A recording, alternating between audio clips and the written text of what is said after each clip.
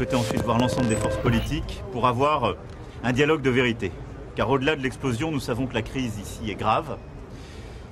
Elle implique une responsabilité historique des dirigeants en place.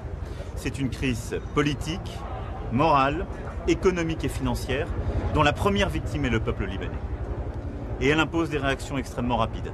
Et donc pour moi, cette visite est aussi l'occasion d'un dialogue de franchise, d'une exigence aussi à l'égard des forces politiques et des institutions libanaises. Écoutez, d'abord, aujourd'hui, la priorité, c'est l'aide, le soutien à la population, sans condition.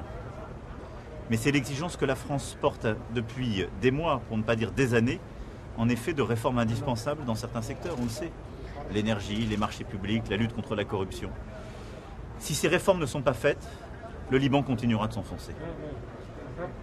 C'est un autre dialogue que nous devons avoir et que je souhaite aussi mener aujourd'hui.